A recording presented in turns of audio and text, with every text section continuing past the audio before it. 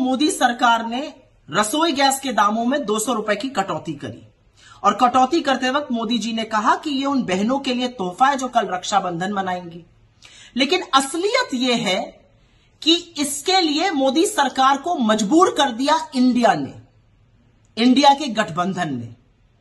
हम लगातार बेरोजगारी की, महंगाई की, आर्थिक असमानता की, महिलाओं के लिए दिक्कतों की बात करते हैं और अब इन नफरतियों को भी असल मुद्दों पर बात करनी पड़ी।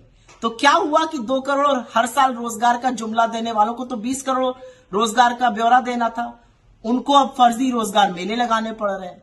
जो लोग 30 लाख करोड़ रुपए डाका डाल चुके हैं लोगों की जेब पर, ईंधन पर टैक्स लगाकर, वो अब 200 रुपए कम करके एलपीजी पर लोगों की आंख में धूल झोंकना चाहते हैं। लेकिन कुछ बातें समझ लेनी जरूरी है।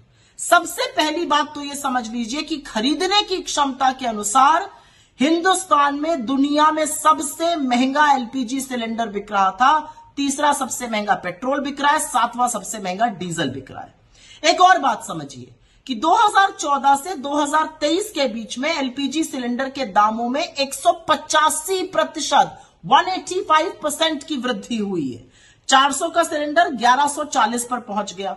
घटाया कितना गया? मात्र 17.5%, 200 रुपए। तो ये जो झुंझुना बजाया जा रहा है, समझ लीजिए, ऊपर हुआ था दाम 185%, घटाया गया है मात्र 17.5%। ये हो गई पहली बात। अब दूसरी बात कर लेते हैं। हिंदुस्तान का जो लोकल एलपीजी सिलेंडर होता है, जो डोमेस्टिक एलपीजी सिलेंडर होता है, उसके दाम 2 चीजों पर निर्भर करते हैं। सऊदी अरामको के कॉन्ट्रैक्ट प्राइस या एलपीजी प्राइस समझ लीजिए उस पर, और डॉलर और रुपए के एक्सचेंज रेट पर। सऊदी अरामको का जो एलपीजी प्राइस था वो जनवरी 2014 में जब हमारी सरकार थी तब $1010 प्रति मेट्रिक टन था। लेकिन जनवरी 2023 में एग्जैक्टली 9 साल बाद उसका दाम $590 प्रति मेट्रिक टन हो गया, मतलब ऑलमोस्ट आधा।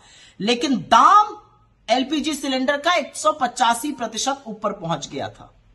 अब दूसरी बात कर लेते हैं। अगस्त 2023 में, इस महीने में, जो सऊदी अरामको का एलपीजी प्राइस है वो $470 प्रति मेट्रिक टन है, और रुपए की पैरिटी पर यह दाम हमारे लोकल एलपीजी का और भी बहुत कम होना चाहिए था। जुलाई के महीने में सऊदी अरामको का एलपीजी दाम $400 प्रति मेट्रिक टन था और जून में यह $450 प्रति मेट्रिक टन था। तो ये सोचिए कि मोदी जी ने जून जुलाई में क्यों नहीं किया? इसलिए नहीं किया क्योंकि उनको यह समझ में आ गया कि इंडिया जो मुद्दे ला रही है उससे लोग मुखरित हो रहे हैं, लोग समस्या में हैं। हमारी सरकारें, चाहे वो कर्नाटक में गृह लक्ष्मी, गृह ज्योति की बात कर रही हो, लोगों को आराम पहुंचा रही हो, चाहे ज्यादा खरीद कर रही हो छत्तीसगढ़ में, चाहे राजस्थान में 500 रुपए में सिलेंडर बिक रहा हो, असलियत यह है कि लोगों के सहूलियत के लिए जो जो काम हम कर रहे हैं उससे लोग हमारी ओर मुखरित हो रहे हैं। 5 बड़े चुनाव आने वाले हैं, छत्तीसगढ़, मध्य प्रदेश, राजस्थान, तेलंगाना और मिजोरम, और उसके बाद जनरल इलेक्शन आएगा। जिन लोगों ने 9.5 साल आपकी महंगाई के लिए टोह नहीं ली, आपकी जेबों पर डाका डाला, अब वो 200 रुपए कम करके झुंझुना बजा रहे हैं। लेकिन आज सवाल पूछने का दिन है, और सवाल ये पूछना चाहिए कि आखिरकार आपने इतना आतंक दामों पर क्यों मचाया हुआ था।